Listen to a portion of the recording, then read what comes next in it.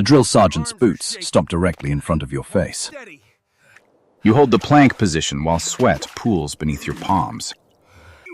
His voice cuts through the Georgia heat like a razor blade.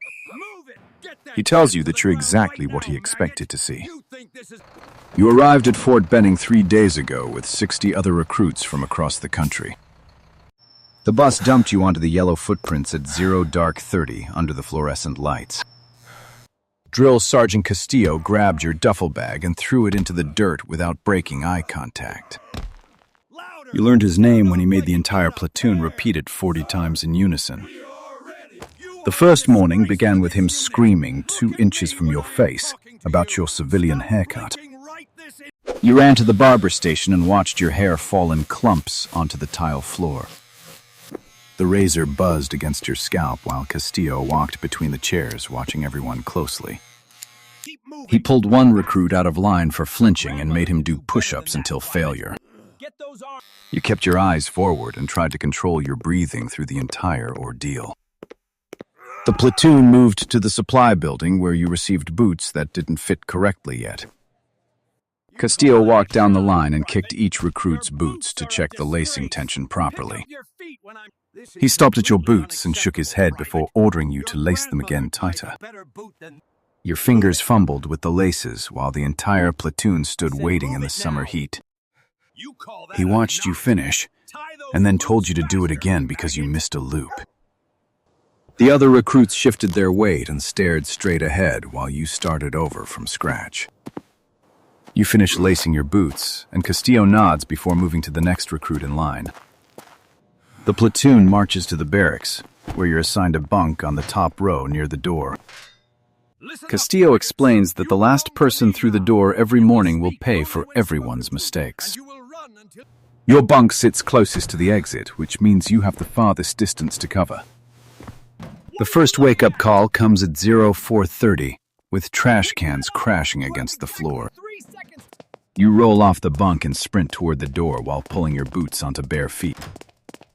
3 other recruits beat you outside, and Castillo writes your name on his weathered green notebook. He orders you to low crawl across the gravel lot while the platoon begins their morning run. Your elbows scrape against the rocks as you drag yourself 50 meters to the far fence. The platoon returns from their run and files past you, still crawling in the opposite direction. Castillo stands at the finish line with his arms crossed, watching you struggle through the pain. You reach the end and he tells you to go change because you're covered in dirt. The platoon moves to breakfast while you scrub gravel dust from your uniform in the bathroom. You miss morning chow and your stomach growls through the first 2 hours of drill practice. Castillo watches you stumble during the facing movements because your blood sugar has bottomed out completely. He pulls you from the formation and asks if you need a medic for your coordination. You tell him no, drill sergeant, and he sends you back to your position, swaying slightly. The afternoon brings weapons familiarization, where each recruit receives their assigned M4 rifle from the armory. Castillo demonstrates the proper way to hold the weapon at port arms during movement drills. You mirror his stance, but your grip sits 2 inches too high on the handguard portion. He walks over and slaps the rifle hard enough to make your shoulders ache from the impact. You adjust your grip, and he nods before moving to correct the recruit standing beside you. The platoon practices disassembly, and you lay each part on the mat in the wrong sequence order. Castillo crouches next to you and picks up your bolt carrier group with 2 careful fingers. He asks if you've ever seen a rifle before today, or if this is your first time. You tell him you grew up hunting, and he laughs before dropping the part back down. He says hunting deer doesn't prepare anyone for what happens when the target shoots back hard. The comment makes your face burn, but you keep your eyes on the parts spread before you. Evening chow comes and goes while you reassemble your weapon for the 4th time that day. The rest of the platoon eats together in the dining facility 50 meters from the training building. Castillo sits on a folding chair near the door, eating an apple and watching your progress. You finally get the weapon assembled correctly, and he checks headspace and timing with practiced hands. He tells you to clean it again because you left carbon residue on the firing pin channel. Your hands shake from hunger as you break the rifle down and start the process over again. The platoon returns and begins evening hygiene while you're still working on the same weapon system. Castillo dismisses everyone to the barracks and tells you to finish before lights out tonight. You complete the cleaning at 2100 and walk your rifle to his office door. He inspects it under a fluorescent light and finds a speck of dust near the ejection port. He orders you to take the weapon back and clean it until it passes his inspection. You return to the training bay and strip the rifle down completely for the 6th time. The overhead lights shut off at 2200, and you work by moonlight through the windows. Your fingers move across each metal surface, searching for any trace of dirt or remaining carbon. Castillo appears in the doorway at 2230 and flips the lights back on suddenly. He asks if you plan to sleep tonight, or if you enjoy living in the training bay. You tell him the weapon is almost ready, and he walks over to examine your work closely. He runs his finger along the bolt face and shows you a streak of gray residue. You take the weapon back and scrub the bolt carrier group with solvent-soaked patches again. He watches from his office doorway while you work through the same steps you've repeated all night. The clock reads 23:15 when you finally walk the rifle back to his position.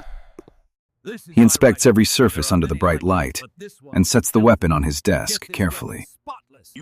He tells you the rifle passes, but you've lost sleep the platoon needs for tomorrow's ruck march.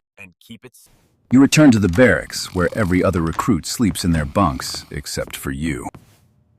Your alarm will sound in 5 hours, and the ruck march covers 12 miles with full weight. You climb into your bunk knowing Castillo designed this entire day to break your resolve completely. The alarm screams at 0400, and you roll from your bunk with 3 hours sleep. Your body aches from yesterday's punishment, but you dress quickly in the pre-dawn silence and darkness. The platoon forms outside with rucksacks, and Castillo checks each load with his hanging scale device. Your pack weighs exactly 45 pounds, and he adds a sandbag to bring it to 50 total. He tells you the extra weight compensates for the training time you cost the platoon yesterday evening. The march begins, and you fall into formation as the sun rises over the distant tree line. Your shoulders burn within the first mile, but you keep pace with the recruit marching beside you. Castillo moves up and down the formation, calling cadence and checking for anyone falling behind the group. The weight digs into your hips and lower back, but you refuse to adjust the straps again. Mile 6 arrives, and 2 recruits fall out to the safety vehicle following the formation from behind. Castillo asks if you need to join them, and you tell him, no drill sergeant, between breaths. He nods and continues marching at the front while you focus on each step striking the pavement. Your vision tunnels at mile 9, but your boots keep moving in rhythm with the platoon's pace.